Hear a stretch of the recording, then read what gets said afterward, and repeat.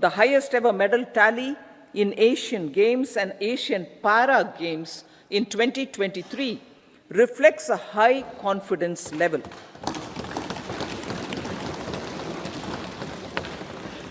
Chess prodigy and our #1 ranked player Pragyananda put up a stiff fight against the reigning world champion Magnus Carlsen in 2023. Today, India has over 80 chess grandmasters compared to little over 20 in 2010. Momentum for Nari Shakti. The empowerment of women through entrepreneurship, ease of living, and dignity for them has gained momentum in these 10 years. 30 crore Mudra Yojana loans have been given to women entrepreneurs. Female enrollment in higher education has gone up by 28% in 10 years. In STEM courses, girls and women constitute 43% of enrollment, one of the highest in the world. All these measures are getting reflected in the increasing participation of women in workforce. Making triple talaq illegal, reservation of 1/3 seats for women in the Lok Sabha and state assemblies, and giving over 70% houses under PM Awas Yojana in rural areas to women, and giving over 70% houses under PM Awas Yojana in rural areas to women as sole or joint owners have enhanced their dignity. Exemplary track record of governance, development, and performance.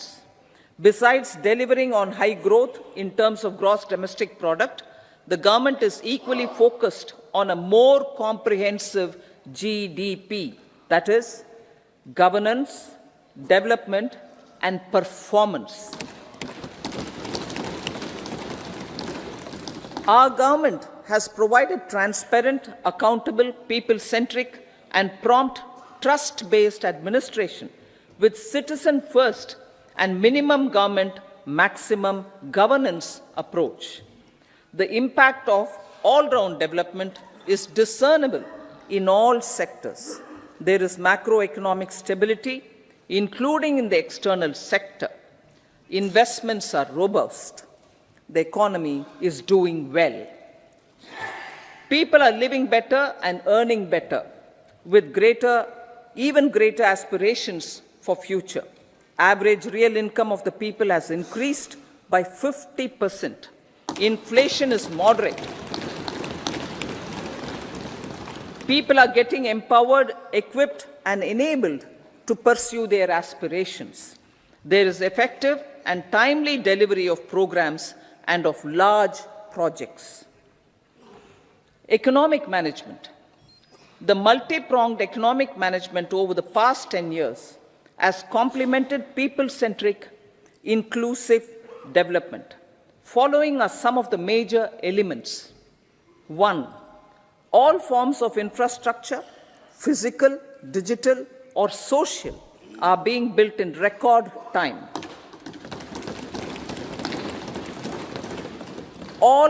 Number 2, all parts of the country are becoming active participants in economic growth. Number 3, digital public infrastructure, a new factor of production in the 21st century, is instrumental in formalization of the economy. Number 4, goods and services tax has enabled one nation, one market, one tax. Tax reforms have led to deepening and widening of tax base. Number 5, strengthening of the financial sector has helped in making savings, credit, and investments more efficient. Number 6, GIFT, IFSC, and the Unified Regulatory Authority, IFSCA, are creating a robust gateway for global capital and financial services for the economy.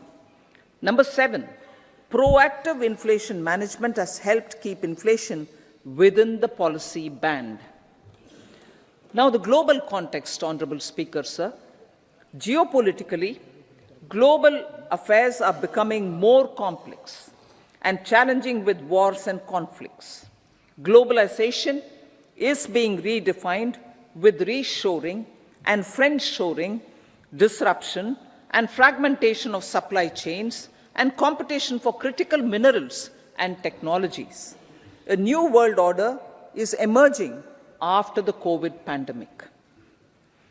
India assumed the G20 presidency during very difficult times for the world.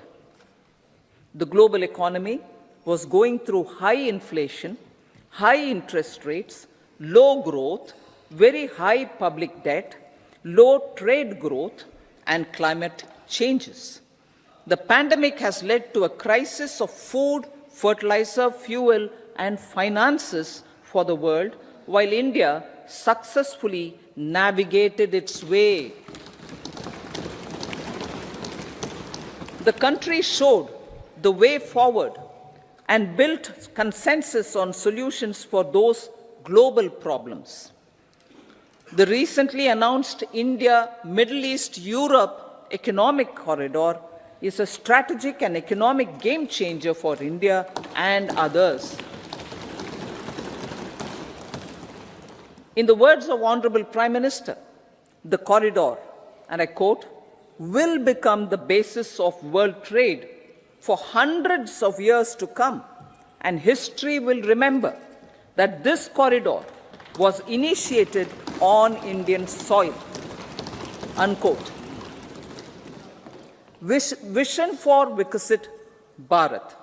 Our vision for Vikasit Bharat is that of prosperous Bharat in harmony with nature, with modern infrastructure, and providing opportunities for all citizens and all regions to reach their potential.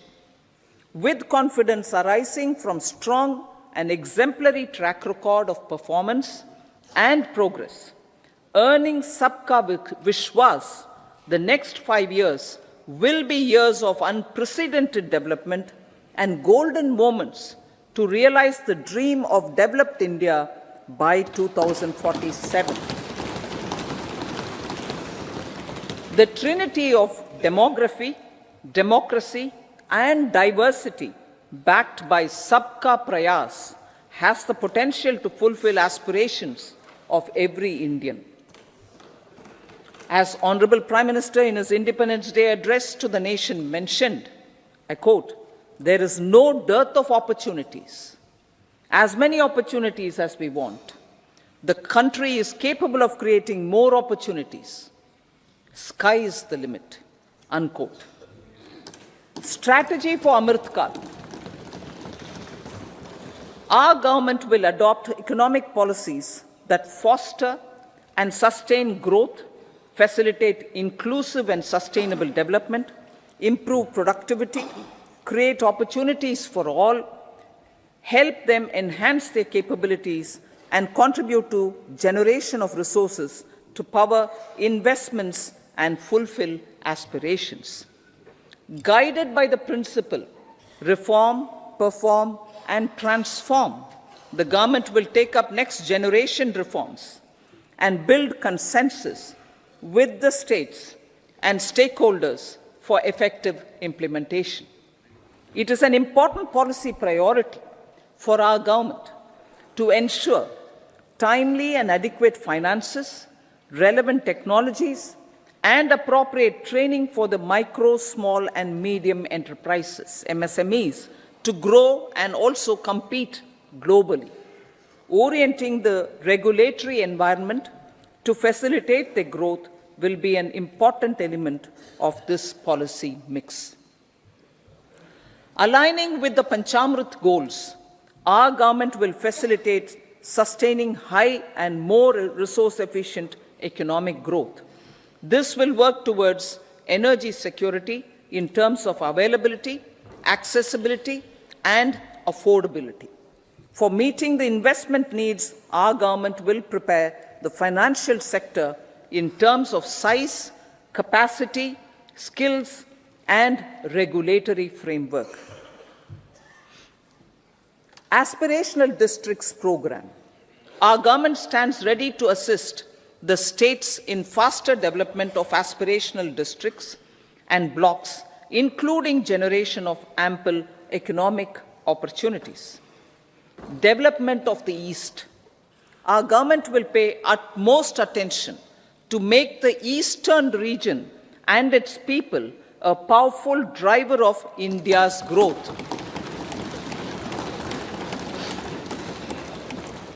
PM Awas Yojana Grameen.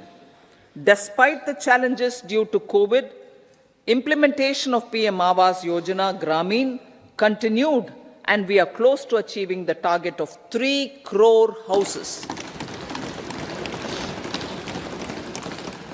2 crore more houses will be taken up in the next 5 years to meet the requirement arising from increase in the number of families. Rooftop solarization and Muft Bijli. Through rooftop solarization, 1 crore households will be enabled to obtain up to 300 units free electricity every month. This scheme follows the resolve of Honorable Prime Minister on the historic day of consecration of Sri Ram Mandir in Ayodhya. Following benefits are expected. Savings up to 15 to 18,000 rupees annually for households from free solar electricity and selling the surplus to the distribution companies. Charging of electric vehicles. Entrepreneurship opportunities for a large number of vendors for supply and installation. Employment opportunities for the youth with technical skills in manufacturing, installation, and maintenance. Housing for middle class. Our government will launch a scheme to help deserving sections of the middle class, and I quote from Honorable Prime Minister's words, living in rented houses or slums or chawls and unauthorized colonies, unquote, to buy or build their own houses. Medical colleges. Several youth are ambitious to get qualified as doctors. They aim to serve our people through improved healthcare services. Our government plans to set up more medical colleges by utilizing the existing hospital infrastructure under various departments. A committee for this purpose will be set up to examine the issues and make relevant recommendations. Cervical cancer vaccination. Our government will encourage vaccination for girls in the age group of 9 to 14 years for prevention of cervical cancer. Maternal and child health care. Various schemes for maternal and child care will be brought under one comprehensive program for synergy in implementation. Upgradation of Anganwadi centers under Saksham Anganwadi and Poshan 2.0 will be expedited for improved nutrition delivery, early childhood care, and development. The newly designed U-Win platform for managing immunization and intensified efforts of Mission Indradhanush will be rolled out expeditiously throughout the country. Ayushman Bharat. Healthcare cover under Ayushman Bharat scheme will be extended to all ASHA workers, to all Anganwadi workers and helpers. Agriculture and food processing. The efforts of value addition in agriculture sector and boosting farmers' incomes will be stepped up. Pradhan Mantri Kisan Sampada Yojana has benefited 38 lakh farmers and generated 10 lakh employment. Pradhan Mantri Formalization of Micro Food Processing Enterprises Yojana has assisted 2.4 lakh SHGs and 60,000 individuals with credit linkages. Other schemes are complementing the efforts for reducing post-harvest losses and improving productivity and incomes. For ensuring faster growth of the sector, our government will further promote private and public investment in post-harvest activities, including aggregation, modern storage, efficient supply chains, primary and secondary processing and marketing and branding.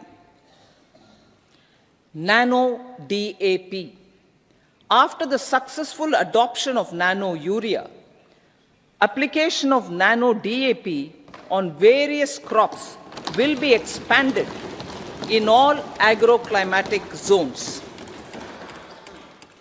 Atmanirbhar Oil Seeds Abhiyan. Building on the initiative announced in 2022, a strategy will be formulated to achieve Atmanirbharta for oil seeds such as mustard, groundnut, sesame, soya bean, and sunflower. This will cover research for high-yielding varieties, widespread adoption of modern farming techniques, market linkages, procurement, value addition, and crop insurance. Dairy development. A comprehensive program for supporting dairy farmers will be formulated. Efforts are already on to control foot and mouth disease. India is the world's largest milk producer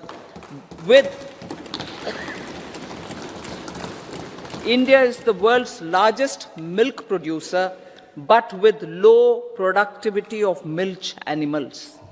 The program will be built on the success of existing schemes such as Rashtriya Gokul Mission, National Livestock Mission, and infrastructure development funds for dairy processing and animal husbandry. Matsya Sampada. It was our government which set up a separate department for fisheries, realizing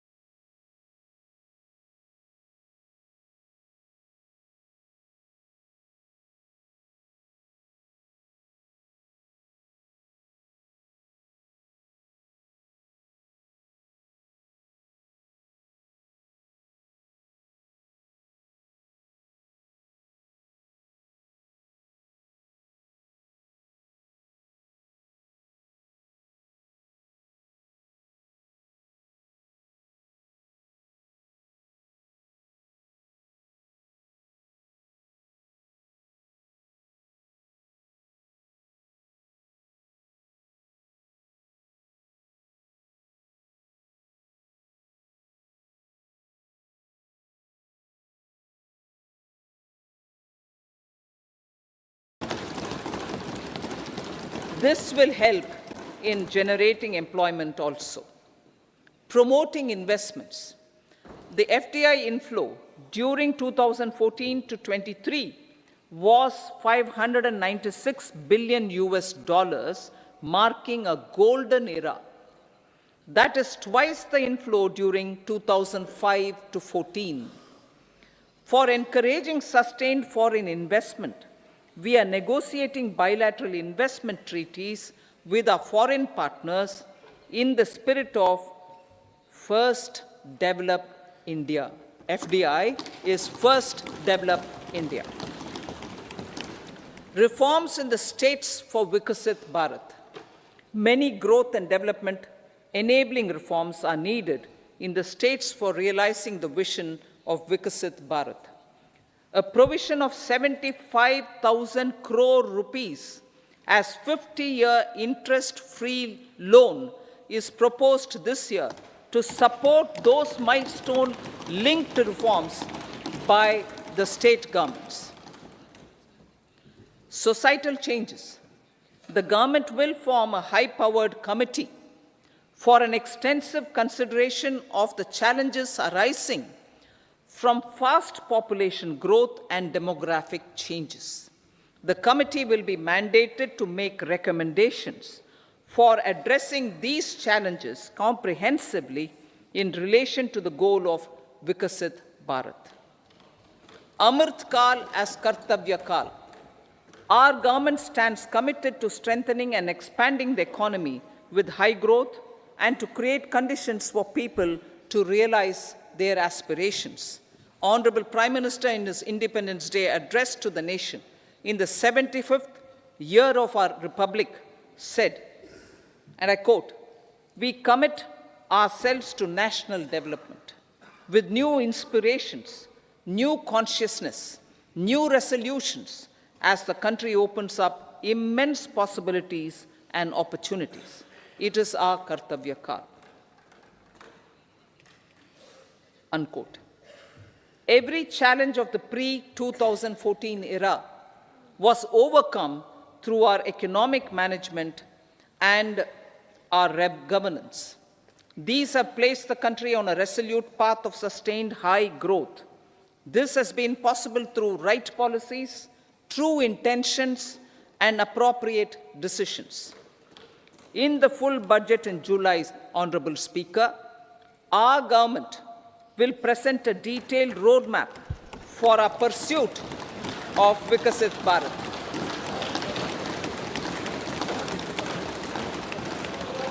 Revised estimates. Revised estimates of 2023-24. The revised estimate of the total receipts other than borrowings is 27.56 lakh crores of rupees, of which the tax receipts are 23.24 lakh crore rupees.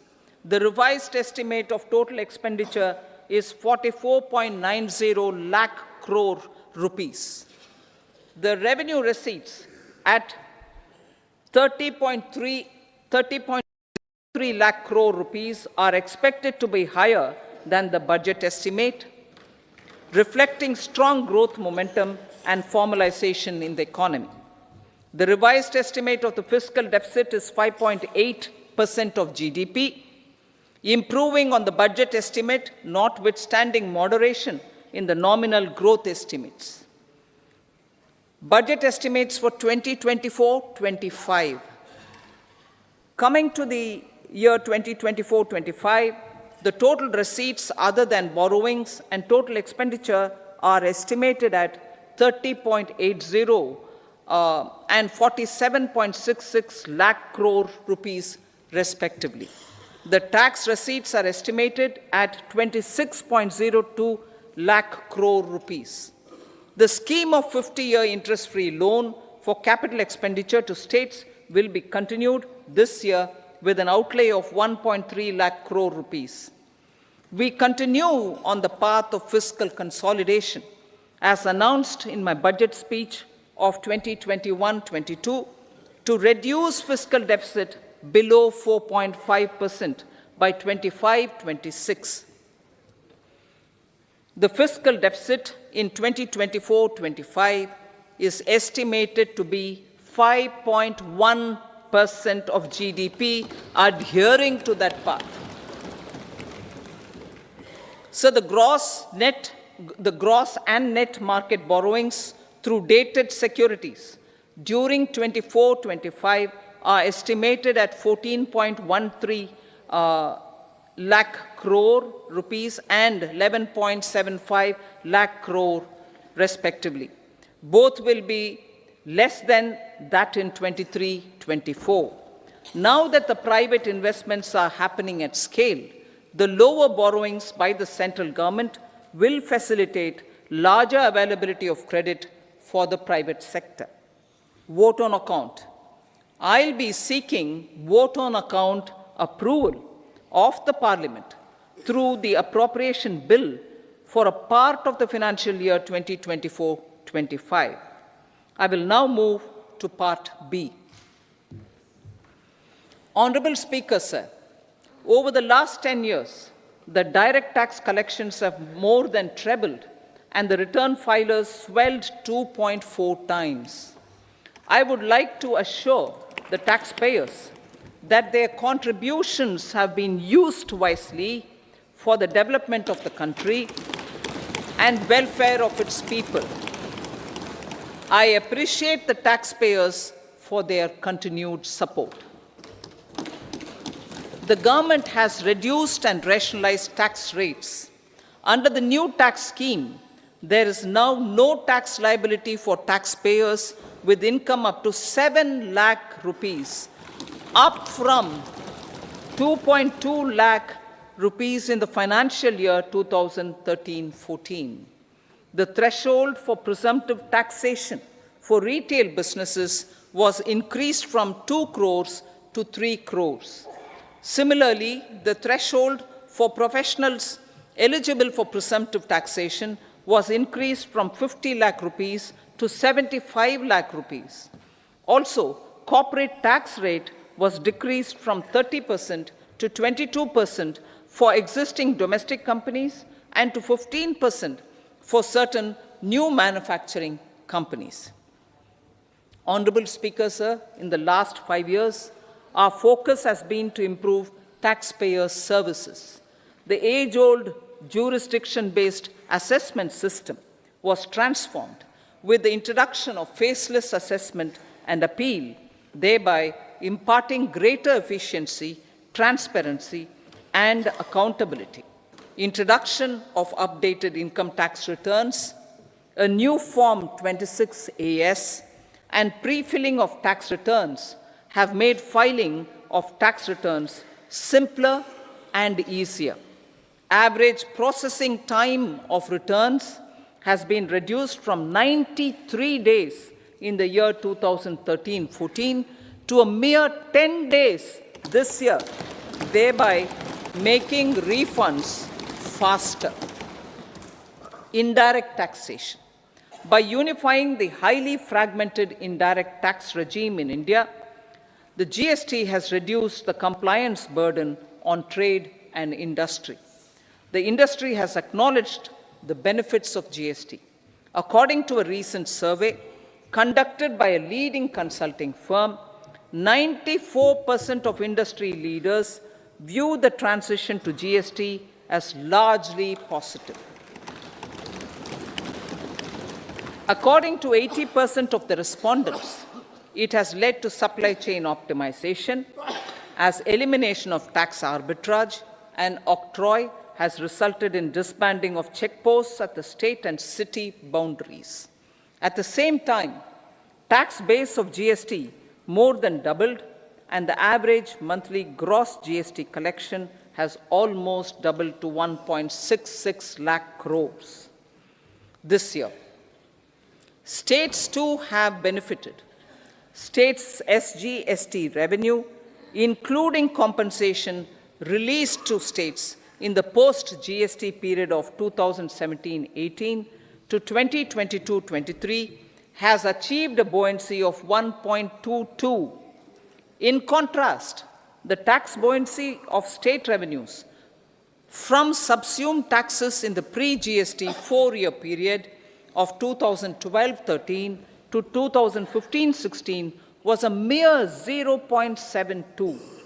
The biggest beneficiaries are consumers, as reduction in logistic cost and taxes have brought down prices of most goods and services.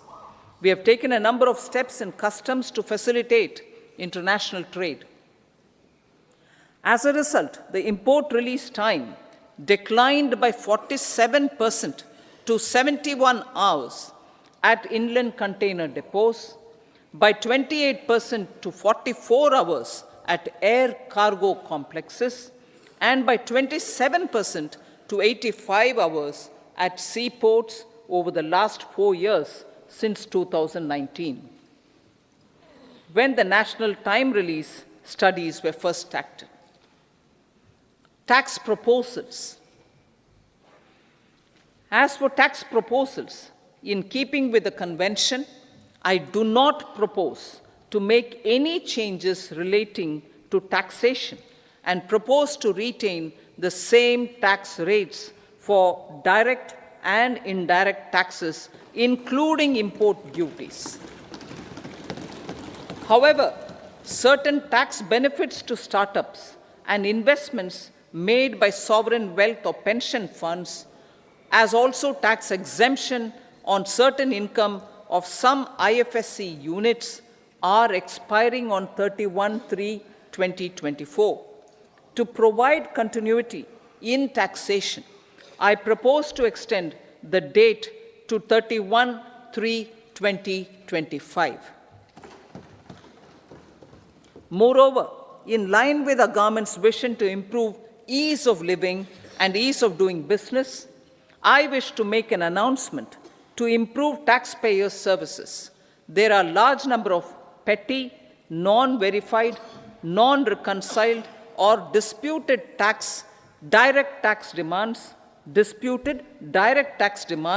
many of them dating as far back as 1962, which continue to remain on the books, causing anxiety to honest taxpayers and hindering refunds of subsequent years. Honorable Speaker, sir, I propose to withdraw such outstanding direct tax demands up to 25,000 rupees pertaining to the period up to financial year 2009-10 and up to 10,000 rupees for financial years 2010-11 to 2014-15. This is expected to benefit about 1 crore taxpayers. 1 crore taxpayers would benefit out of this. Economy then and now. In 2014, when our government assumed the reins, the responsibility to mend the economy step by step and to put the governance systems in order was enormous. The need of the hour was to give hope to the people, to attract investments, and to build support for the much-needed reforms. The government did that successfully, following a strong belief of nation first.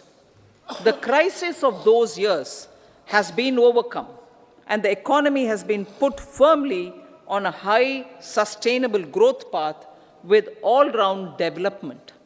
It is now appropriate to look at where we were then. I repeat, it is now appropriate to look at where we were then till 2014 and where we are now, only for the purpose of drawing lessons from the mismanagement of those years. The government will lay a white paper on table of the House.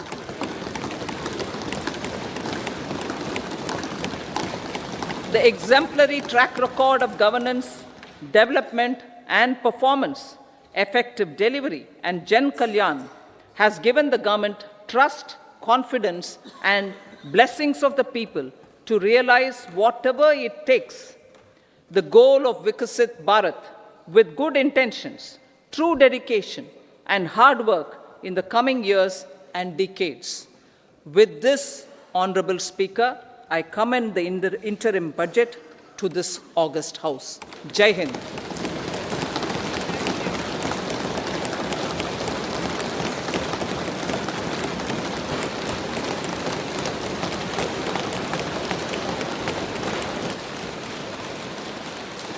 Item number 2 Shrimati Nirmala Sitharaman ji.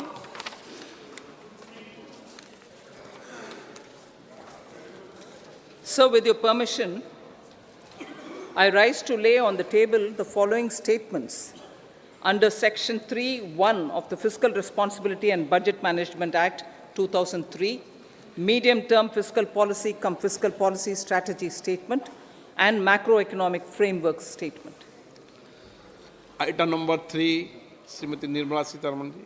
Sir, with your permission, I rise to move for leave to introduce the Finance Bill 2024. प्रश्न ये है कि विधेयक को पुनर्स्थापित करने की अनुमति प्रदान की जाए। जो सदस्य इसके पक्ष में हाँ कहें, जो सदस्य विरोध में ना कहें। मेरे विचार में निर्णय हाँ वालों के पक्ष हुआ, हाँ वालों के पक्ष हुआ। माननीय मंत्री जी, विधेयक को पुनर्स्थापित करें। Sir, I introduce the bill. सभा की कार्रवाई शुक्रवार दिनांक 2 फरवरी 2024 को प्राप्त 11 बजे तक के लिए स्थगित की जाती है।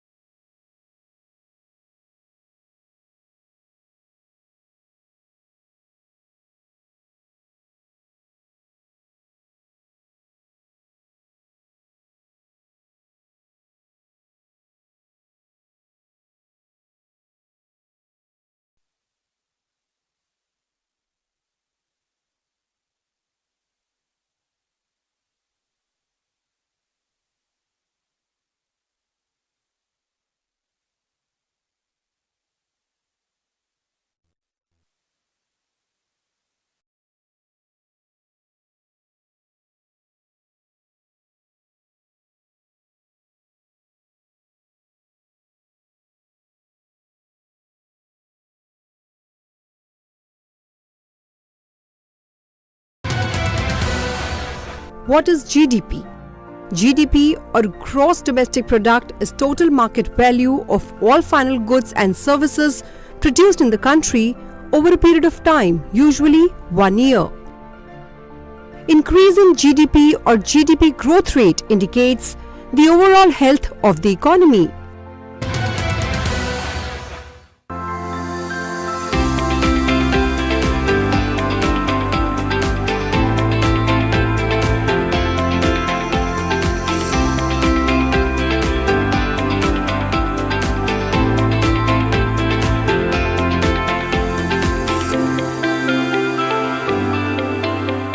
कि 21वीं सदी का भारत इंफ्रास्ट्रक्चर प्रोजेक्ट में कोऑर्डिनेशन में कमी की वजह से ना पैसे का नुकसान उठाए और ना ही समय गंवाए।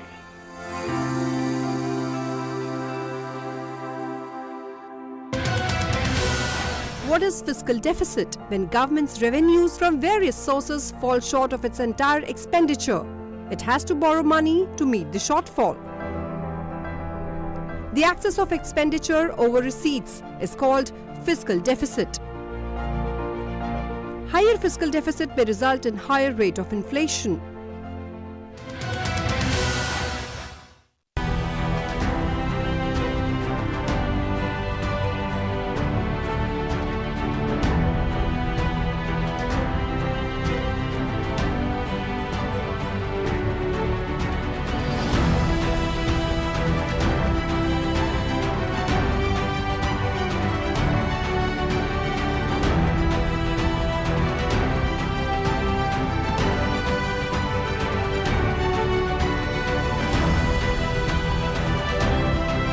आत्मनिर्भर भारत के संकल्प को हमें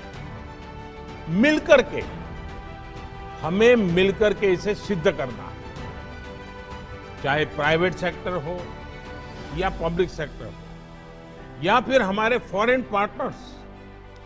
आत्मनिर्भर भारत सभी के लिए विन विन संकल्प है।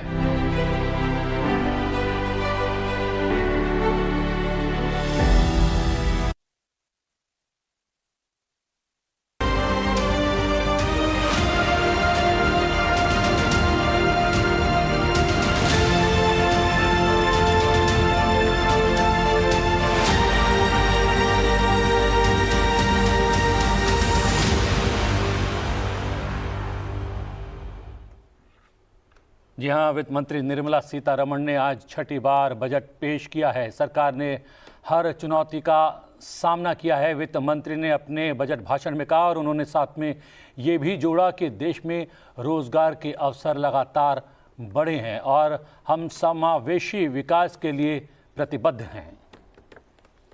बिल्कुल, तो अंतरिम बजट 2024 वित्त मंत्री निर्मला सीतारमण ने पेश किया और करीब करीब अगर हम देखें प्रतिबिंब तो ये 1 घंटे का बजट भाषण रहा जिसमें तमाम बड़ी बातें कही गई हैं। यानी हम ये कहें कि 1 घंटे के अंदर समाहित ये बजट जरूर है, इसे एक छोटी स्पीच ही मानेंगे अगर बाकी बजट से तुलना करें प्रतिबिंब, लेकिन तमाम बड़ी बातें हैं जिनका जिक्र अभी प्रतिबिंब भी कर रहे हैं। और वित्त मंत्री ने जिसका जिक्र किया है, उन्होंने गरीब, महिला और अन्नदाताओं पर बजट में जोर है इस बात का जिक्र किया। साथ ही कहा है कि जो सरकार है वो सबका साथ, सबका विकास पर काम कर रही है।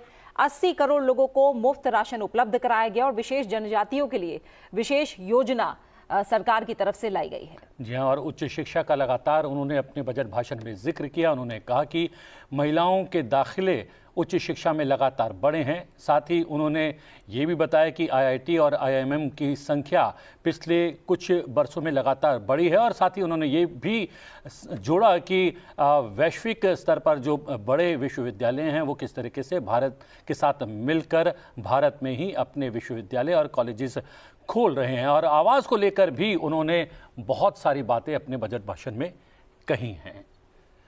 तो बिल्कुल हम एक बार फिर से सुनेंगे कि वित्त मंत्री निर्मला सीतारमण ने बजट में क्या क्या बड़ी बातें कही हैं। कुछ ही देर में हम आपके सामने लेकर आएंगे। जिस बात का जिक्र है वो 2047 तक भारत को एक विकसित राष्ट्र बनाना है और उसी को लेकर जो रोड मैप आगे रखा गया है कहीं ना कहीं वो हमें विकसित राष्ट्र बनने में मदद करेगा। 2030 तक जब हम तीसरी सबसे बड़ी अर्थव्यवस्था होंगे, इसका कहीं ना कहीं रास्ता तय किया गया है। पिछली बार जब हमने बजट में देखा था, ग्रीन ग्रोथ को लेकर सरकार का काफी ज्यादा फोकस था, क्योंकि जब हम इकोनॉमी को डेवलप करने की बात कर रहे हैं तो कहीं ना कहीं जलवायु के प्रति जो हमारी प्रतिबद्धता है, विकास के रास्ते पर जलवायु की चिंता करते हुए हमें चलना है, इस पर हमने फोकस देखा था। आखिर किस तरह से ये बजट इस बार अहम साबित हो रहा है, कौन से ऐसे बड़े बड़े कदम हैं जिन पर सरकार का फोकस है, हम लगातार इस पर बात कर रहे हैं। युवाओं को प्रशिक्षण देने की बात कही गई है कहीं ना कहीं प्रतिबिंब, और जैसा हम लगातार सुबह से चर्चा भी कर रहे थे कि किसान, महिला, युवा, इन पर और जो गरीब हैं इन पर सरकार का बड़ा फोकस रह सकता है, और इसी का जिक्र कहीं ना कहीं हमें बजट में दिखाई भी दिया। और उन्होंने ये भी बताया कि अभी तक के प्रयासों से अभी तक की योजनाओं, परियोजनाओं के माध्यम से किस तरीके से महिलाओं का सशक्तिकरण हुआ है, महिला किस तरीके से उद्यमशीलता बनी है, और उसमें 28% की किस तरीके से बढ़ोतरी हुई है, और जिसका जिक्र हमने शुरुआत में ही किया कि किस तरीके से 1 करोड़ से ज़्यादा युवाओं को लगातार सरकार प्रशिक्षण देने का प्रयास कर रही है। 7 नए IIT खोले गए हैं और इसके साथ ही 7 नए IIM भी बनाए गए हैं। इसके अलावा बजट भाषण में डिजिटल ढांचे के विकास पर भी बात की गई और कहा कि सरकार का जोर लगातार डिजिटल ढांचे के विकास पर है। इसके अलावा जो बड़े कानून बनाए गए हैं उसका जिक्र भी लगातार अपने बजट भाषण में वित्त मंत्री निर्मला सीतारमण ने किया। उन्होंने कहा कि हमारी सरकार ने 3 तलाक को ख़त्म किया है। साथ ही साथ उन्होंने ये भी जोड़ा कि DBT के ज़रिए लोगों को 34 लाख करोड़ रुपए सरकार की ओर से दिए गए हैं और लोगों की आमदनी में भी लगातार इजाफा हो रहा है। The Indian economy has witnessed profound positive transformation in the last 10 years. The people of India are looking ahead to the future with hope and optimism. With the blessings of the people, when our government under the visionary and dynamic leadership of Honorable Prime Minister Shri Narendra Modi assumed office in 2014, the country was facing enormous challenges. With Sabka Saath, Sabka Vikas as its mantra, the government overcame those challenges in right earnest. Structural reforms were undertaken. Pro-people programs were formulated and implemented promptly. Conditions were created for more opportunities for employment and entrepreneurship. The economy got a new vigor. The fruits of development started reaching the people at scale. The country got a new sense of purpose and hope. Naturally, the people blessed the government with a bigger mandate. In the second term, our government, under the leadership of Honorable Prime Minister, doubled down on its responsibilities to build a prosperous country with comprehensive development of all people and all regions.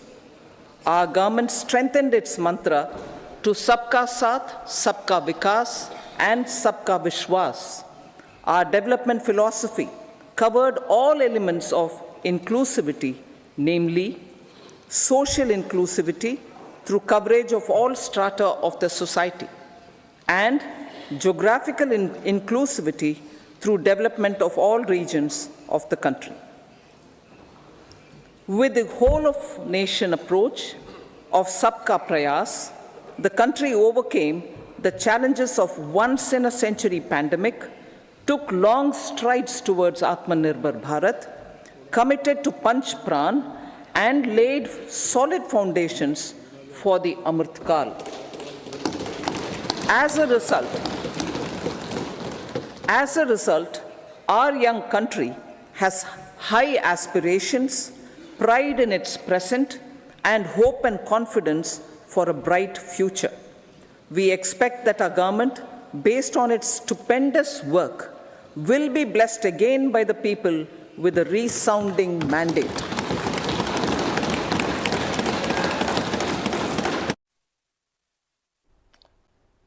बिल्कुल, जिस तरह से वित्त मंत्री निर्मला सीतारमण ने जिक्र भी किया और पिछले बजट में भी हमने देखा था कि अमृत काल एक तरह से विजन जो सरकार आगे लेकर चल रही है, जब हम आज़ादी के 100 साल पूरे करेंगे तब तक हम विकसित राष्ट्र बनना है, हमें इसकी फाउंडेशन पिछले बजट में ले की जा चुकी है और उसी पथ पर आगे बढ़ने को लेकर ये जो बजट है, इस साल जो अंतरिम बजट पेश किया गया है, वो कहीं ना कहीं एक अहम कड़ी साबित होगा। और वित्त मंत्री ने क्या कुछ हासिल किया पिछले कुछ वर्षों में इस सरकार ने, उसका जिक्र किया, और क्या कुछ हासिल करना चाहती है अगले कुछ वर्षों में, उसका भी रोड मैप सबके सामने रखा। और वित्त मंत्री ने जीएसटी का विशेष तौर पर जिक्र किया। उन्होंने कहा कि जीएसटी से एक राष्ट्र और एक बाजार बनाने में सरकार कहीं ना कहीं सफल रही है। वित्त मंत्री ने लोगों की आमदनी बढ़ने पर भी जोर दिया। उन्होंने कहा कि लोगों की आमदनी पिछले कुछ वर्षों में सरकार की योजनाओं परियोजनाओं के माध्यम से बढ़ी है। महंगाई जो है वो काबू में रखने में सरकार कामयाब रही है। सरकार जो है इस कहीं ना कहीं क्षेत्र में सफल रही है और G20 के सफल आयोजन का विशेष तौर पर वित्त मंत्री जो है निर्मला सीतारमण ने अपने बजट भाषण में विशेष तौर पर जिक्र किया और साथ ही साथ उन्होंने ये भी कहा कि प्रत्येक भारतीय की आकांक्षा को पूरा करने का प्रयास किया गया है। बिल्कुल, अब बजट पेश करने से पहले Inclusive development and growth. Our humane and inclusive approach to development is a marked and deliberate departure from the earlier approach of provisioning up to village level. Development programs were thus provisioned. In the last 10 years, however, have targeted each and every household and individual through housing for all, Har Ghar Jal, electricity for all, cooking gas for all, bank accounts and financial services for all in record time. The worries about food have been eliminated through free ration for 80 crore people. Minimum support prices for the produce of Annadata are periodically increased appropriately. These and the provision of basic necessities have enhanced real income in the rural areas. Their economic needs could be addressed, thus spurring growth and generating jobs. Social justice. Our government is working with an approach to development that is all-round, all-pervasive, and all-inclusive. Sarvangin, Sarvasparshi, or Sarvasamaveshi. It covers all castes and people at all levels. We are working to make India a Vikasit Bharat by 2047. For achieving that goal, we need to improve people's capability and empower them. Previously, social justice was mostly a political slogan. For our government, social justice is an effective and necessary governance model. The saturation approach of covering all eligible people is the true and comprehensive achievement of social justice. This is secularism in action, reduces corruption, and prevents nepotism, prevents Bhai Bhatijawad. There is transparency and assurance that benefits are delivered to all eligible people. The resources are distributed fairly. All, regardless of their social standing, get access to opportunities. We are addressing systemic inequalities that had plagued our society. We focus on outcomes and not on outlays so that the social economic transformation is achieved. प्रीति, कहीं ना कहीं सबसे ज़्यादा जोर वित्त मंत्री का इस पर रहा कि 2047 तक विकसित भारत बनाने के लिए क्या कुछ करने वाली है सरकार। बिल्कुल, और जब विकसित भारत की कल्पना सरकार की तरफ से की गई है और इस पर काम जारी है, तो इस बात का जिक्र भी वित्त मंत्री निर्मला सीतारमण ने कहा कि जो विकास है वो सर्वसमावेशी है, यानी हर वर्ग के विकास पर सरकार का फोकस है। और कहीं ना कहीं यही बात सामने आज बजट के जरिए भी रखी गई है। वित्त मंत्री ने कहा कि रोजगार के जो मौके हैं वो बढ़ रहे हैं और महंगाई पर जो काबू करने की कवायद है वो भी लगातार जारी है। साथ ही उन्होंने जो हम लगातार बात कर रहे थे प्रतिबिंब टैक्स स्लैब को लेकर, हालांकि टैक्स स्लैब में कोई जिक्र सबसे बाद में किया, लेकिन कोई बदलाव नहीं। हाँ, टैक्स स्लैब में कोई बदलाव नहीं है, लेकिन कॉर्पोरेट टैक्स को लेकर जरूर घोषणा हुई है और उसे 22% तक घटा दिया गया है। तो टैक्स को लेकर भी जो घोषणाएं हैं उन पर भी हम बात करेंगे।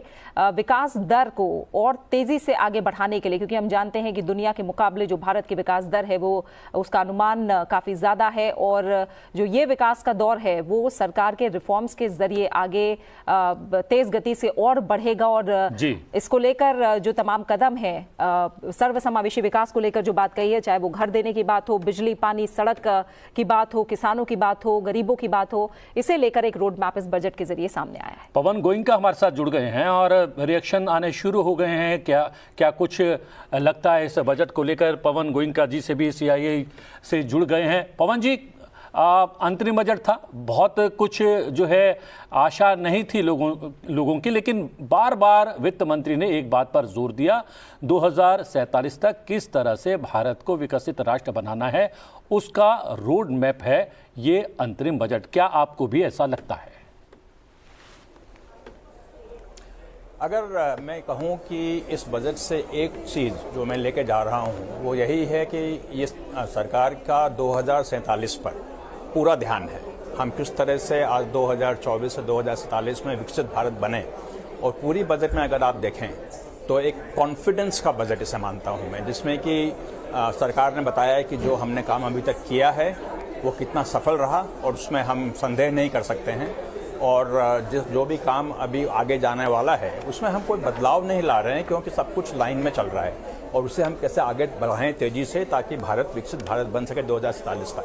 तो एक जो कॉन्फिडेंस है इस बजट से सामने आ रहा है। हालांकि ये इंटरिम बजट था, इसलिए हमें कोई नई योजनाओं के बारे में हमें सोचना नहीं था और कोई भी टैक्सेस कम नहीं हुए हैं, लेकिन एक बहुत ज़रूरी नंबर जो उन्होंने दिया वो फिस्कल डेफिसिट का 5.1% नंबर 24-25 में है। ये काफ़ी इम्प्रूवमेंट है 5.8% से फॉर द करंट ईयर। तो हालांकि ओवरऑल मैं यही कहूँगा कि यहाँ सीआईआई में जो यहाँ हम मौजूद हैं, सभी जितने भी बिजनेसमैन हैं, इंडस्ट्रियलिस्ट हैं, सब बहुत कॉन्फिडेंट हैं इस बजट से। बहुत कॉन्फिडेंस आ रहा है कि हमारी जो पुरानी चीज़ें हैं वो आगे बढ़ेंगी और हमारा देश आगे बढ़ेगा। लेकिन उन्होंने उसका एक बात और जिक्र किया, उन्होंने 5.1 का जिक्र तो किया, साथ ही ये कहा कि 4.5 तक लाने का प्रयास भी सरकार करेगी अगले 5 वर्षों में। जी, वो तो लॉन्ग टर्म जो प्लान है वो है ही अपने सामने, लेकिन एटलीस्ट मेरा ये सोचना नहीं था कि एक साल में हम 5.9 जो बजट था पहले उससे हम 5.1 में आ जाएंगे। और ये उन्होंने किया है विदाउट कंप्रोमाइजिंग विथ कैपेक्स। ये सबसे ज़रूरी चीज़ है, क्योंकि जो सीआईआई ने जो पहले भी कहा था और हमने सबने कहा है कि कैपेक्स कम नहीं होना चाहिए, क्योंकि कैपेक्स ही हमें आगे बढ़ा रहा है। और उन्होंने कैपेक्स को 11% आगे बढ़ाया है अगले साल के लिए, और 3.4% GDP. So without reducing capex, they are able to get the fiscal deficit down to 5.1%. I think that's a very big achievement, and talks a lot about the tax buoyancy that India has right now in terms of revenues that are happening, and how जितना भी हम खर्च कर रहे हैं social schemes पे वो expenditure काफ़ी सही मायने में हो रहा है, ताकि हम अननेसेसरी उसको एक्सपेंड ना करें, and we put the money where it's gonna make a difference to the society. बिल्कुल पवन जी, तो जिस बात का जिक्र किया गया कि ये अंतरिम बजट है और उसकी सीमा में ही ये जो बजट है वो पेश किया जाएगा, तो आप मान रहे हैं कि अंतरिम बजट की सीमाओं में ही पेश एक बजट है? क्योंकि जब भी बजट होता है और खासकर चुनावी साल होता है तो बात कही जाती है कि लोक लुभावन घोषणाएं हो सकती है, पॉपुलिस्ट बजट हो सकता है। उस बारीकी को आप कैसे देखते हैं, कैसे नापते हैं इस बजट को?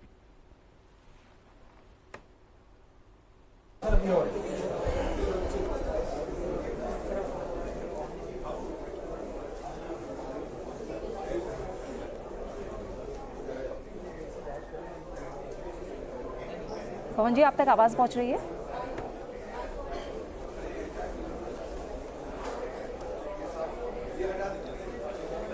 बिल्कुल, वित्त मंत्री ने जिस बात का जिक्र किया था कि जो अंतरिम बजट है उसकी सीमाओं में ही ये बजट होगा, और हमने देखा भी कि जो बजट रहा वो करीब करीब 1 घंटे का बजट भाषण रहा वित्त मंत्री की तरफ से। और इसमें जो बड़ी बातें हुई हैं उसमें यही कहा गया कि हर भारतीय की आकांक्षा इस बजट के जरिए पूरी हो रही है, और जो सरकार का फोकस है, सरकार का विजन है, वो 2047 यानी 2047 तक विकसित भारत का निर्माण करना है। और इसी दिशा में एक रोड मैप लेकर सरकार आगे बढ़ रही है।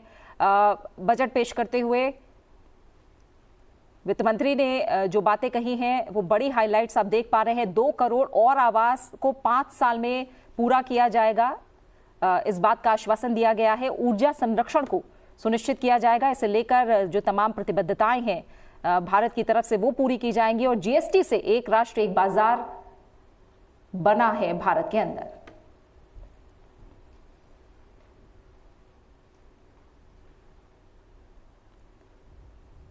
इकोनॉमिक कॉरिडोर की बात कही गई और ये बात कही गई कि दुनिया इसे याद रखेगी। कौशल विकास, स्किल डेवलपमेंट को लेकर सरकार लगातार जोर दे रही है और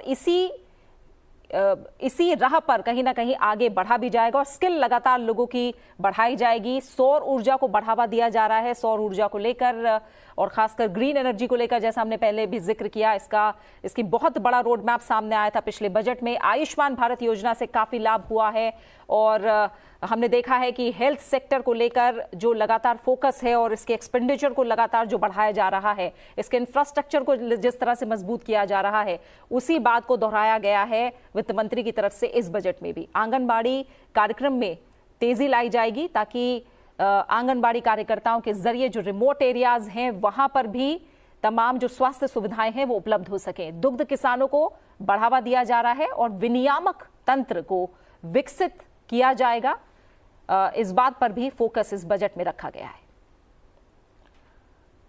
और महिलाओं का जिक्र लगातार करते रहीं अपनी बजट भाषण में। उद्यमशीलता किस तरीके से 28% तक महिलाओं की बढ़ी है उसका जिक्र किया। बिल्कुल प्रतिबिंब। और पवन जी जुड़ गए हैं, इस बात का भी हम जिक्र कर लेते हैं। जो उद्यमशीलता को लेकर आपने महिलाओं की बात कही कि 28% तक बढ़ी है।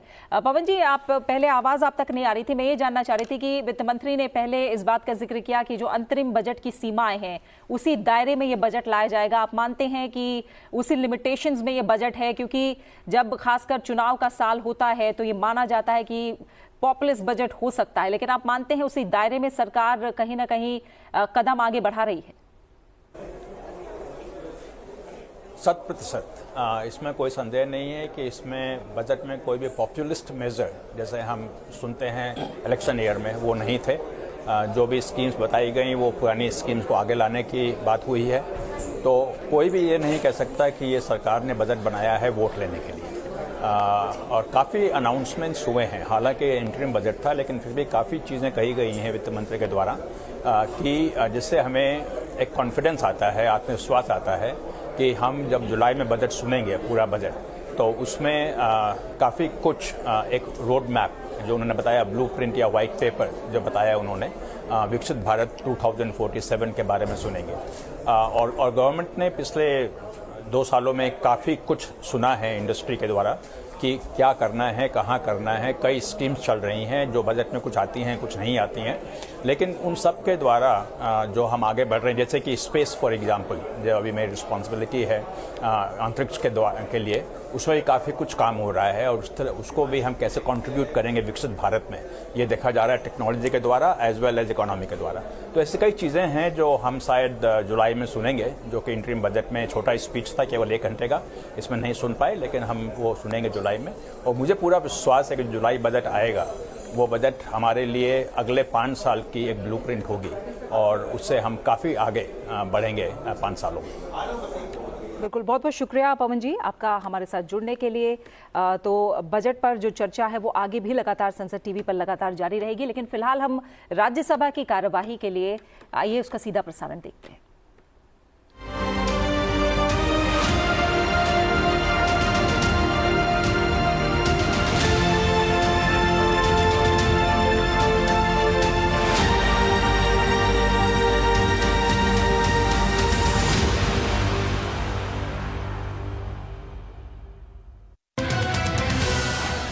What is non-tax revenue? These are revenues generated from various services like medical services, electricity, and transport provided by the government.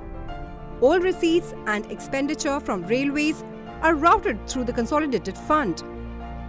The most important receipts under this head are interest payments.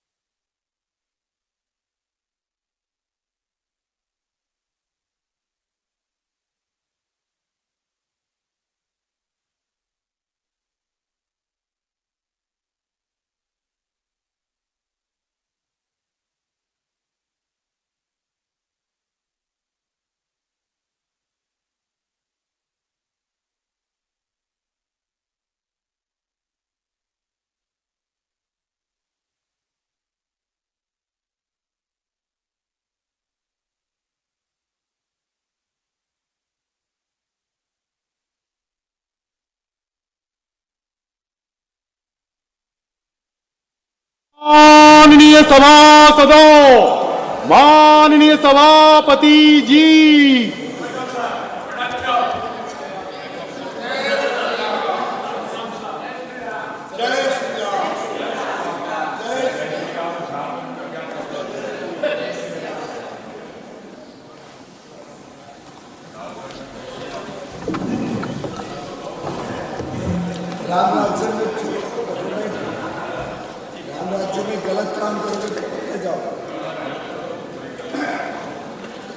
Birthday greetings,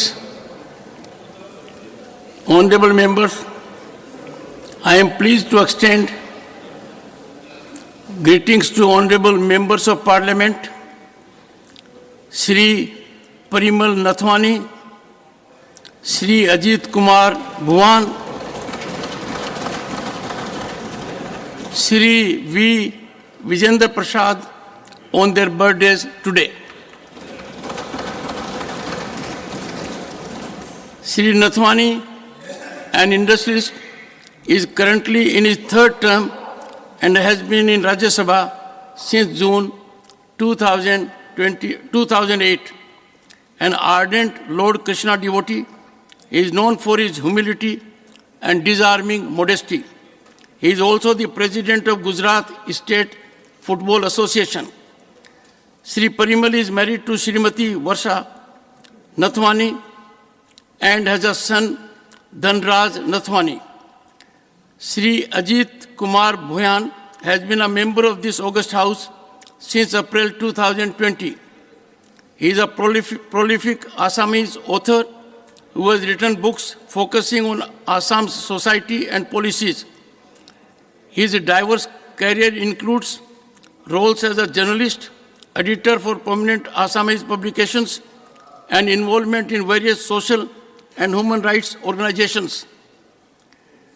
Shri V. Vijendra Prasad, an acknowledged scriptwriter and renowned director, has been a nominated member of Rajya Sabha since July 2022.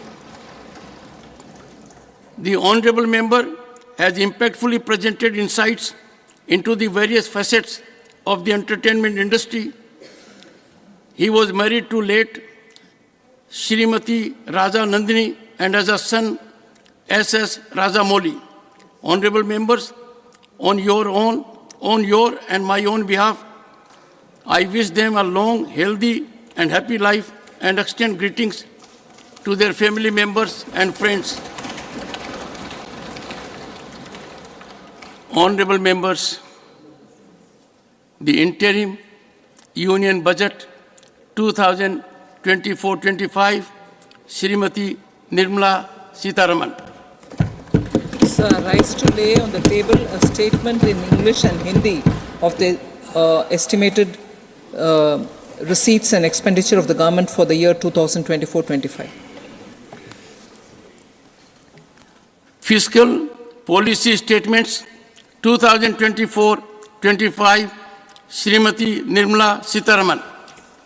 Sir, with your permission, I rise to lay on the table under subsection 1 of section 3 of the Fiscal Responsibility and Budget Management Act of 2003, a copy each in English and Hindi of the following papers.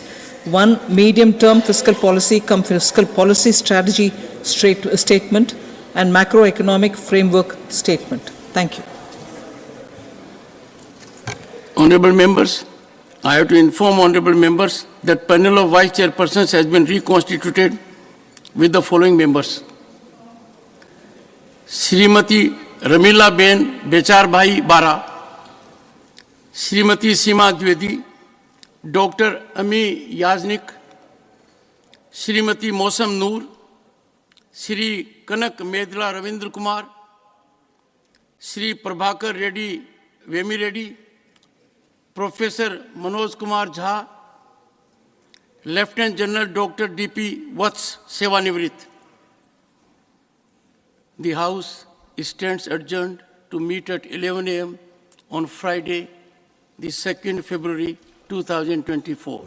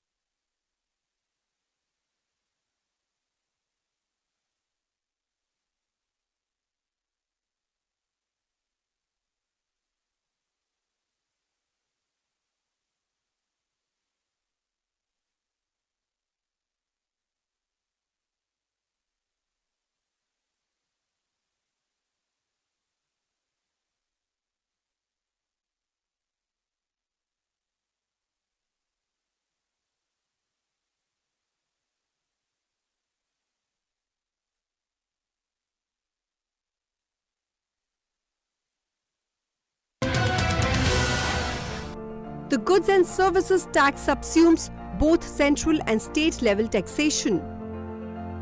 The entire element of tax borne by a good or a service will be represented by the GST paid on it.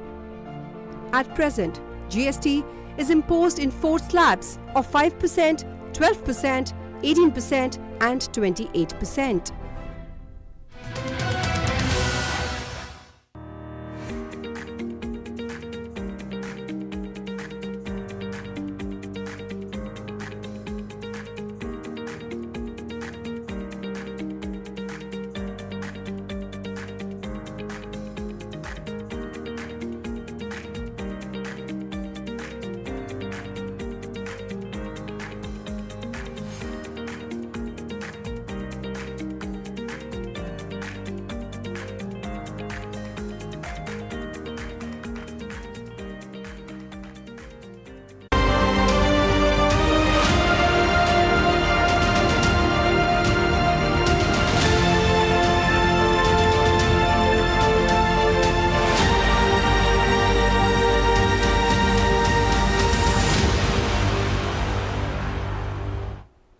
Budget विशेष में आपका एक बार फिर से स्वागत है। वित्त मंत्री निर्मला सीतारमण ने आज छठी बार बजट पेश कर दिया है। सरकार ने हर चुनौती का सामना किया है, उनका इस बात पर जोर रहा। अपने पूरे बजट भाषण में वित्त मंत्री ने यह भी कहा कि देश में रोजगार के अवसर लगातार बढ़े हैं और साथ ही समावेशी विकास के लिए सरकार प्रतिबद्ध है।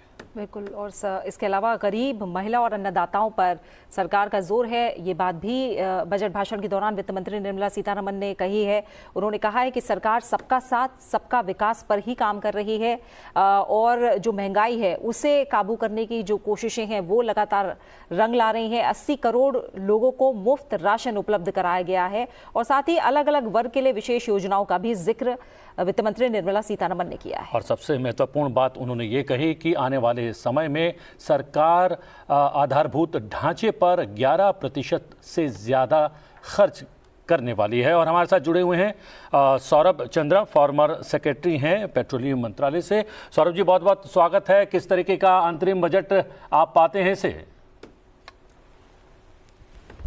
मैं इस अंतरिम बजट को एक बहुत बड़ी चुनौती के लिए एक बहुत इफ़ेक्टिव बजट मान रहा हूँ।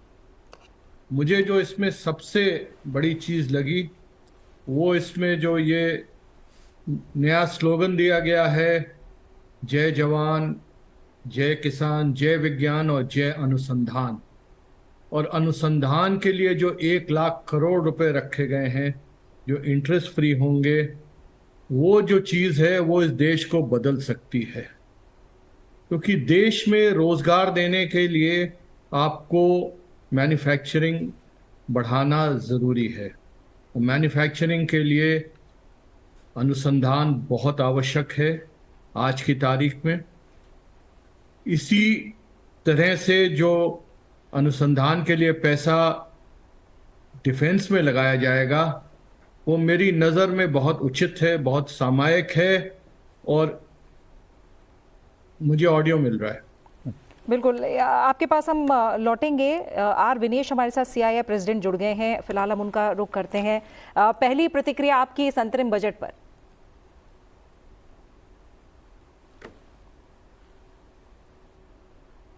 आर विनेश जी, शुक्रिया संसद टीवी के साथ जुड़ने के लिए। आपकी बजट पर पहली प्रतिक्रिया।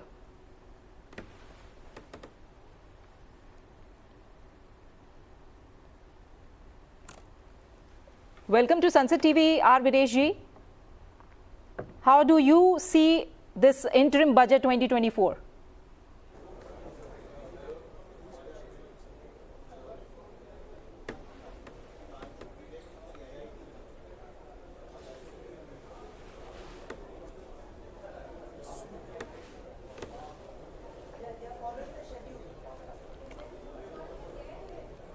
सौरभ जी, आवाज़ आ रही है? मैं बोल रहा हूँ प्रतिबिंब शर्मा स्टूडियो से।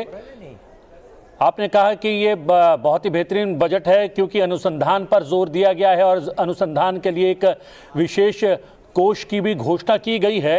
और आपने कहा कि अनुसंधान से ही कोई देश आगे बढ़ सकता है। अगर अनुसंधान की बात करें तो ये सरकार नई शिक्षा नीति की भी घोषणा कर चुकी है, उसमें भी अनुसंधान रिसर्च पर जोर दिया गया है और कैसे देश को अनुसंधान के बल पर विकसित राष्ट्र बनाया जाए उस पर लगातार जोर है। तो क्या उसका ही विस्तार आप मानते हैं, जिस तरीके की टैगलाइन आज वित्त मंत्री ने?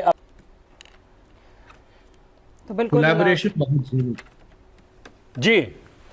और ये जो 1 लाख करोड़ ब्याज मुक्त दिया गया है, इससे मुझे पूरा विश्वास है कि ये जो कोलैबोरेशन है इंडस्ट्री एकेडमिया, ये आगे बढ़ेगा और इसी आधार पर ये देश विकसित भारत की तरफ बढ़ेगा।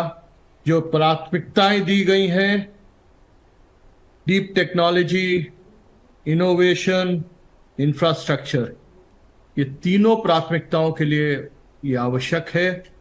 और जो कल्पना है अमृतकाल की और 2047 तक विकसित भारत होने की, उसको पूर्ण करने में ये बहुत महत्वपूर्ण योगदान देगा। जी, लेकिन अगर आपने इंफ्रास्ट्रक्चर का जिक्र किया और उस पर भी जोर देती हुई नजर आई वित्त मंत्री निर्मला सीतारमण, और उन्होंने कहा कि आने वाले समय में 11% इस पर खर्च किया जाएगा, आधारभूत ढांचे पर, इंफ्रास्ट्रक्चर पर। वो कितना बड़ा बदलाव ला सकता है विकसित भारत बनाने की प्रक्रिया में?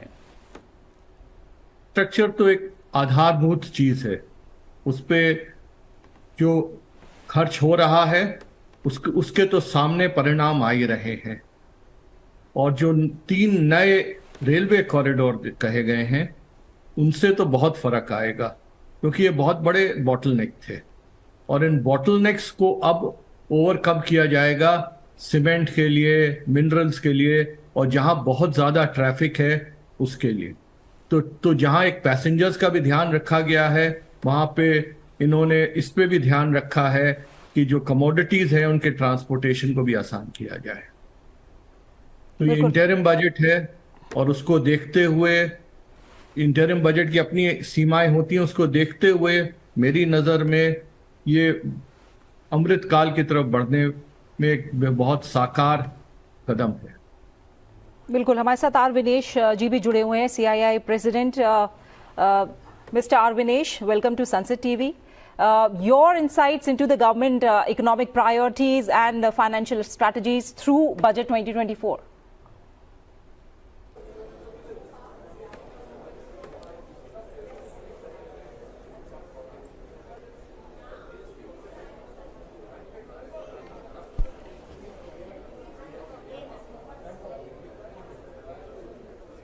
बिल्कुल, कुछ तकनीकी दिक्कत है, आर विनेश तक हमारी आवाज़ पहुंच नहीं पा रही है। हम कुछ ही पलों में एक बार फिर से उनसे बात करने की कोशिश करेंगे। जी हाँ, सौरभ जी लगातार हमारे साथ जुड़े हुए हैं। हाँ सौरभ जी, तमाम बड़ी बातें आपने बताई हैं बजट को लेकर। इस दौरान मैं ये समझना चाहूँगी कि बजट की एनालिसिस करना एक, मैं कहूँ, हाईली एंटिसिपेटेड मोमेंट होता है हमारे देश में, अगर इसकी बात की जाए। जैसा हमने देखा पिछली बार बजट में था कि भारत एट 100 का जो विजन है वो लेकर चला जाएगा। आज भी बार बार वित्त मंत्री ने जिस बात का जिक्र किया वो ये थी कि विकसित राष्ट्र बनाना है हमें 2047 तक। पिछली बार भी हमने देखा था कि ग्रीन ग्रोथ को लेकर बहुत ज्यादा फोकस था, क्योंकि कुछ समय बाद ऐसा होगा कि तमाम जो देश हैं, खासकर यूरोपियन कंट्रीज हैं, हम एक तरह से ग्रीन प्रोडक्ट्स ही एक्सपोर्ट कर पाएंगे। यानी बहुत सारी चीजें हैं जो दुनिया के सामने चैलेंजेस हैं, उनके अनुसार हमें ट्रांसफॉर्म भी होते रहना है अपने डेवलपमेंट को लेकर। तो वो विजन क्या कहीं आज दिखाई दिया बजट में? वो विजन 3 प्रोग्राम से मुझे नजर आ रही है। एक तो जो वायबिलिटी गैप फंडिंग की बात कही गई है शोर विंड के लिए, दूसरा जो कोल गैसिफिकेशन की बात कही गई है, और तीसरा जो कंप्रेस्ड बायोगैस को ये ब्लेंड करेंगे नेचुरल गैस में। ये तीनों उस दिशा में कदम है। बिल्कुल, क्योंकि कहीं ना कहीं जैसा मैंने कहा कि सिर्फ इंडस्ट्री लेवल पर ही नहीं, हर आम आदमी को भी उस हिसाब से अपना व्यवहार, बिहेवियरल चेंज करना होगा। अगर हम ग्रीन ग्रोथ की बात कर रहे हैं, लगातार विकास की बात कर रहे हैं, 2047 की बात कर रहे हैं, उसे लेकर आपको क्या लगता है? क्या वही रोड मैप है, उसी पर एक बार फिर से फोकस है, वही बातें दोहराई गई हैं? नहीं, नई बातें भी हैं जी। और जो बायोप्लास्टिक्स है, जो कृषि क्षेत्र में बायोडिग्रेडेबल इनपुट्स की बात कही गई है, ये तो एक अलग किस्म के कदम है और ये नई चीज़ है। बायोप्लास्टिक्स तो बायोडिग्रेडेबल प्लास्टिक तो बहुत ज़रूरी है, क्योंकि प्लास्टिक्स ने जो समस्या खड़ी की हुई है उससे निपटने के लिए ये भी उसमें एक एलिमेंट है। बाकी एलिमेंट उसको रिसाइकिल करना है, रीयूज करना है, वो तो है ही। आपने अभी बात की कि किस तरीके से अनुसंधान को लेकर 1 लाख करोड़ रुपए खर्च किए जाने की बात सरकार ने इस बजट में की है। तो एक ब्रेन ड्रेन की समस्या से हम लोग जो हैं लगातार दो चार होते रहते हैं, भारत देश दो चार होता रहता है। तो क्या आपको लगता है कि अगर यहाँ पर शोध परक शिक्षा दी जाएगी तो वो ब्रेन ड्रेन की जो समस्या से दो चार होना पड़ता है हमें, वो रुक पाएगी क्या? एक तो हमें जो हमारे लोग बाहर चले गए उन्हें वापस लाने के लिए कुछ आकर्षक पैकेज देने पड़ेंगे, जो कि कई आईआईटीज इस समय कोशिश कर रही हैं। और इसके अलावा जो स्टार्टअप कल्चर को बढ़ावा दिया गया है, उससे भी ये प्रबल संभावना है कि लोग बाहर जाने के बजाय यहीं पर अपने स्टार्टअप शुरू करें और जिस तरह की वो उम्मीदें उन्होंने विदेश में होती हैं उसी तरह की उम्मीदें यहाँ भी जागृत हो जाएंगी। इसके अलावा जो एक domestic listing of international companies चल रही है वो बजट के बाहर की बात है, मगर उससे भी बढ़ावा मिलना चाहिए, क्योंकि यहाँ की तमाम कंपनियां जो बाहर जाके लिस्ट होती हैं वो अगर यहीं हो जाएं तो बहुत अच्छा है और जिससे फायदा यहीं मिले। एक और घोषणा की गई है जी, एक और सौरभ जी इसमें घोषणा की गई है 7 नए आईआईटी और 7 नए आईआईएम भी बनाए जाएंगे। तो क्या इसी कड़ी से जोड़कर देखा जाए? आपने कहा आईआईटीज प्रयास भी कर रहे हैं। आईआईटीज की जो रिसर्च है उसको इंडस्ट्री से जोड़ना पड़ेगा और उसके लिए जो भी आवश्यक जरूरतें हैं उसको पूरा करना पड़ेगा। कुछ बजट के माध्यम से होंगी, कुछ बाहर से होंगी, दोनों मिला के ही होंगी, मगर इंडस्ट्री एकेडमिया कोलैबोरेशन बहुत जरूरी है। जितने आपने स्टार्टअप्स विदेश में देखे होंगे, गूगल का ही उदाहरण ले लें, वो सब स्टैनफोर्ड से शुरू हुए और इस तरह की यूनिवर्सिटी से शुरू हुए। तो विदेश की जो यूनिवर्सिटीज जिस तरह से आगे बढ़ाती हैं अनुसंधान को, उसी तरह से हमारी आईआईटीज और ये जो बाकी रीजनल इंजीनियरिंग कॉलेजेस हैं इनको भी आगे बढ़ाना पड़ेगा। बिल्कुल। सौरभ जी, जब टेक सेवी हम यूथ की बात करें, उसके लिए आप क्या कुछ खास देख रहे हैं? कहा जा रहा है कि गोल्डन ईरा होगा, क्योंकि जो कॉर्पस है वो 1 लाख करोड़ का स्टैब्लिश किया जाएगा, वो भी 50 साल के इंटरेस्ट फ्री लोन प्रोवाइड किए जाएंगे उसके जरिए। तो एक तरह से लॉन्ग टर्म फाइनेंसिंग और रीफाइनेंसिंग होगी, ये लो या फिर निल इंटरेस्ट रेट के साथ। इसे आप कैसे देख रहे हैं? ये एक बहुत साकार कदम है। बहुत इसी कदम से इस देश में अनुसंधान को बहुत बड़ा बढ़ावा मिलना चाहिए और इसी नज़रिए से मेरे ख्याल में जो जितने आईआईटीज हैं इनको अपना थोड़ा करिकुलम भी बदलना चाहिए, ताकि शिक्षा के अलावा वो रिसर्च की तरफ भी अंडर ग्रेजुएट लेवल और उसके बाद मास्टर्स लेवल पे ध्यान दिया जाए। वैसे भी देखा अब ये जा रहा है कि आईआईटीज का जो कॉम्पोजिशन है वो बदलता जा रहा है। काफ़ी स्टूडेंट्स मास्टर्स और पीएचडी प्रोग्राम में आ रहे हैं बनस्पत की अंडर ग्रेजुएट्स। क्लीन एनर्जी को लेकर भी वित्त मंत्री ने बहुत सारी बातें कही हैं और उन्होंने ज़्यादातर क्लीन एनर्जी का जब जिक्र किया अपने बजटीय भाषण में, उसमें उन्होंने बताया कि क्लीन एनर्जी को लेकर क्या कुछ सरकार ने अभी तक किया है, उनका जोर इस पर था, और क्या कुछ सरकार करने वाली है, क्या टारगेट सेट किया है, उन्होंने इसको भी स्पष्ट किया। तो जिस गति से क्लीन एनर्जी की और हम लोग काम कर रहे हैं या फिर ये सरकार काम कर रही है, क्या वो गति पर्याप्त है जो गोल सेट किया है सरकार ने उसको पाने के लिए? रूफटॉप सोलर एक और उदाहरण है। तो आपने विंड और रूफटॉप सोलर के लिए तो बढ़ावा दिया ही है। इसके अलावा कोल गैसिफिकेशन हो रहा है, ग्रीन हाइड्रोजन में बहुत कंपनी सामने आई हैं। ग्रीन हाइड्रोजन के लिए अनुसंधान चाहिए। तो सरकार ने अपनी तरफ से तो इसके लिए जो इंसेंटिव्स देने हैं वो दिए हैं। अब इसको इंडस्ट्री को और रिसर्च इंस्टीट्यूशंस को आगे ले जाना है। नहीं, लेकिन आपको नहीं लगता इसके लिए जन भागीदारी तय करना बेहद आवश्यक है? जन भागीदारी सोलराइजेशन प्रोग्राम के लिए तो जरूरी है। रूफटॉप सोलर के लिए लोगों को सामने आना पड़ेगा। उसके लिए जो इसकी प्रोसीजर्स हैं वो काफी सिंप्लीफाई करने पड़ेंगे। लेकिन इसके लिए हम देखते हैं कि विदेश से इसके कंपोनेंट हमें आयात करने पड़ते हैं और वो खासे महंगे पड़ते हैं। क्या इसका प्रोडक्शन भारत में शुरू हो जाए? क्योंकि एमएसएमई सेक्टर के बहुत सारे विशेषज्ञों से बात हुई, उन्होंने कहा कि अगर सरकार हमें सहयोग करे, समर्थन दे, तो वो ये कंपोनेंट्स देश में ही तैयार कर सकते हैं। वो थोड़े से सस्ते होंगे और उससे बेहतर भी होंगे। देखिए, मैन्युफैक्चरिंग के लिए पहली चीज तो फैक्टर्स ऑफ प्रोडक्शन होते हैं, लैंड, लेबर, कैपिटल और एंटरप्रेन्योरशिप, पहली चीज। दूसरी चीज जो होती है वो इनेबलिंग एनवायरनमेंट होता है। वो भले ही रेगुलेटरी एनवायरनमेंट हो, इंफ्रास्ट्रक्चर हो।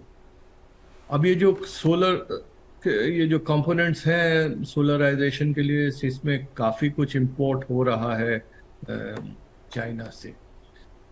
और उसका जो मुख्य कारण वो यही है कि उनकी लागत कम है। तो यहाँ कोशिश ये करना कि लागत से ही कंपेटिटिवनेस आएगी। ये तो एक चीज़ है। दूसरी चीज़, आजकल बाय एंड लार्ज हर जगह असेंबली होती है। हर जगह से ये पार्ट्स आते हैं और असेंबली होती है। आज जो मोबाइल फ़ोन देखेंगे वो भी आप देखेंगे कि काफ़ी हद तक असेंबली होती है। तो इस देश में वैल्यू एडिशन बढ़ाना बहुत ज़रूरी है। इस देश में जो हो वो वैल्यू एडिशन कितनी हो। वैल्यू एडिशन बढ़ाने के लिए इंसेंटिव्स ज़रूरी है। बिल्कुल। थोड़ा सा अगर मैं कनेक्टिविटी को लेकर बात करूं तो वित्त मंत्री ने जिस बात का जिक्र किया, उन्होंने एयरपोर्ट्स को लेकर कहा कि दुगने हो गए हैं। 149 संख्या का जिक्र उन्होंने किया, 149। और जो कनेक्टिविटी रोल आउट की गई, खासकर टियर 2 और टियर 3 सिटीज़ की अगर बात करें, वो उसका दायरा काफ़ी बढ़ाया जा रहा है। और जो एग्जिस्टिंग एयरपोर्ट्स हैं और नए एयरपोर्ट्स बनाने का काम है वो भी तेज गति से आगे बढ़ता रहेगा। तो कनेक्टिविटी को लेकर ये जो उड़ान स्कीम के अंतर्गत फोकस है, इसका बहुत सारे सेक्टर्स पर अलग अलग तरह से असर पड़ेगा। और खास एक टूरिज्म भी उसमें से एक है। और पोर्ट कनेक्टिविटी और खासकर लक्षद्वीप का जिक्र करते हुए भी वित्त मंत्री ने इस बात का जिक्र किया है कि हम पोर्ट्स की जो कनेक्टिविटी है उसे भी बढ़ाएंगे। तो कनेक्टिविटी के इन दोनों आयामों को आप कैसे देख रहे हैं? कनेक्टिविटी के लिए आवश्यक है कि हमारे जो एयरलाइंस हैं, इस समय मुख्यतः 2 एयरलाइंस बची हैं। कुछ हद तक आकाश और स्पाइस जेट भी हैं, बट इस समय जो भी है वो एयर इंडिया, विस्तारा और आपकी दूसरी तरफ इंडिगो बची है। और इन्होंने जिस तरह से प्लेन्स ऑर्डर किए हैं उसी से लग रहा है कि इन्हें बहुत उम्मीद है कि डोमेस्टिक एयर ट्रैफिक बहुत बढ़ेगा। तो कनेक्टिविटी तो ज़रूरी है, क्योंकि जो मुझे लग रहा है इस समय काफ़ी फोकस रिलीजियस टूरिज्म पे है। जिस तरह से अयोध्या में लोग जा रहे हैं, जिस तरह से काशी में लोग जा रहे हैं, प्रयागराज जा रहे हैं, उसी से लग रहा है कि टूरिज्म वो बढ़ेगा। उसके लिए ये जो डोमेस्टिक कनेक्टिविटी है ये बहुत ज़रूरी है। और जैसे जैसे इनकम बढ़ेंगी लोग ज़्यादा इस ट्रैवल करेंगे। बिल्कुल। तो ये फोकस तो ठीक है। बिल्कुल बिल्कुल। शुक्रिया सौरभ जी हमारे साथ जुड़ने के लिए और जो बजट एनालिसिस है वो अपने शब्दों में हम तक पहुंचाने के लिए। और अंतरिम बजट के बाद अब रिएक्शन आने भी शुरू हो गए हैं। आइए सुनते हैं केंद्रीय मंत्री राजनाथ सिंह ने अंतरिम बजट पर क्या प्रतिक्रिया दी है। निर्मला सीतारमण जी ने आज जो इंटरिम बजट पेश किया। ये फुल फ्लेज बजट नहीं है, इंटरिम बजट, लेकिन इंटरिम बजट जो भी उन्होंने प्रस्तुत किया है वो बहुत ही बहुत ही उत्साहवर्धक है और आगे के लिए भी और अधिक आशाएं बढ़ती हैं। और भारत की इकॉनमी की साइज जितनी इस समय है, इसमें पूरी तरह से मैं आश्वस्त हूँ। इस इंटरिम बजट के कारण जो भी इंडिकेशन इस बजट से मिले हैं कि हमारी इकॉनमी जो आज दुनिया की टाइप 5 कंट्रीज में है, उसकी साइज बढ़कर 2027 तक मोर देन $5 ट्रिलियन जाएगी और 2030 आते आते मोर देन $7 ट्रिलियन तक पहुँचेगी। जी हाँ, राजनाथ सिंह स्पष्ट करते हुए कि जिस तरीके का अंतरिम बजट ये पेश किया गया है, लग रहा है कि आने वाले समय में हमारी अर्थव्यवस्था का साइज और ज़्यादा बढ़ेगा और वैश्विक स्तर पर हमारी अर्थव्यवस्था प्रतिमान स्थापित करेगी। बिल्कुल, तो बजट पर जो प्रतिक्रियाएं हैं और खासकर इसका जो एनालिसिस है, इसका जो विश्लेषण है, वो संसद टीवी पर लगातार जारी है। फिलहाल रुक रहे एक छोटे से ब्रेक के लिए।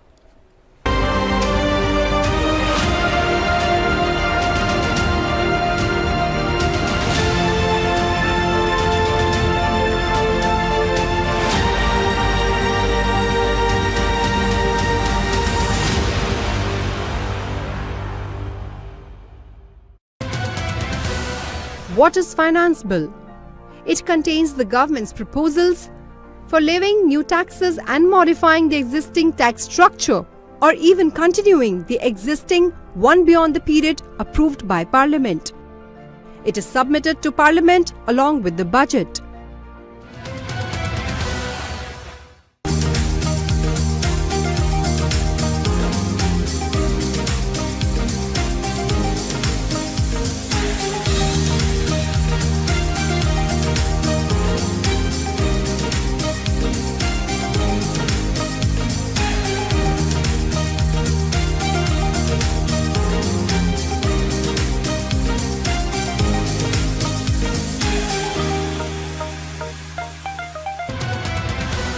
What is contingency fund? This fund is an imprest that is placed at the President's disposal. It is used by the government to incur urgent and unforeseen expenditure. Parliamentary approval for expenditure is taken after it is spent, and an equivalent amount from the consolidated fund is recouped to the fund. Constituted by the government under Article 267 of the Constitution of India.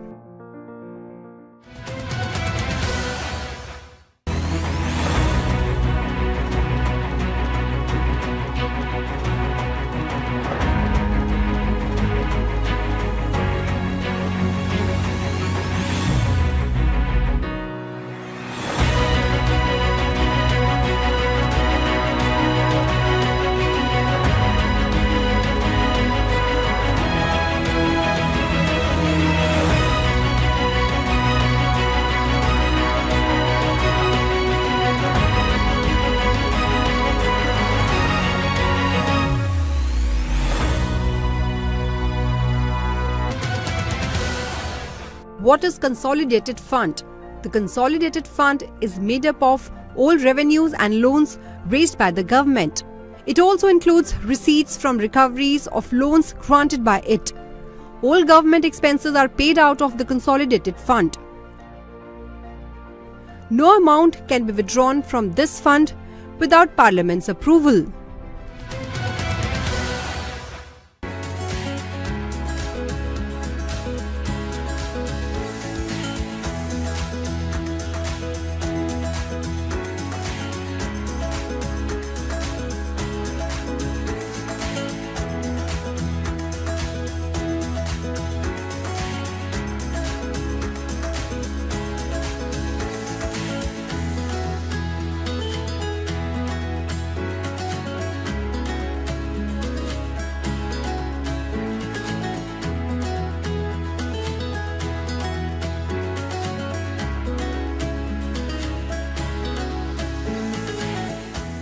कि आज make in India ये नारा नहीं है, ये make in India ये सिर्फ निमंत्रण नहीं है, मेक इन इंडिया ये हम सबकी जिम्मेवारी है और इसलिए ये विश्व को भारत के टैलेंट की पहचान का अवसर बनना चाहिए।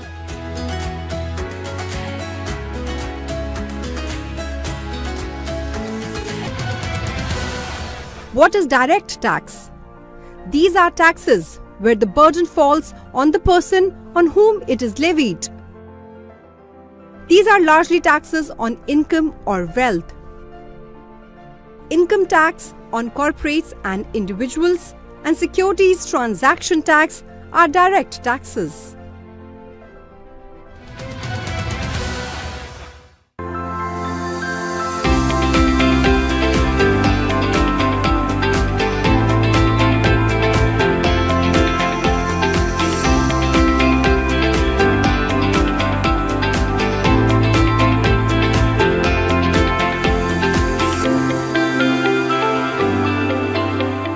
कि 21वीं सदी का भारत इंफ्रास्ट्रक्चर प्रोजेक्ट में कोऑर्डिनेशन में कमी की वजह से ना पैसे का नुकसान उठाए और ना ही समय गंवाए।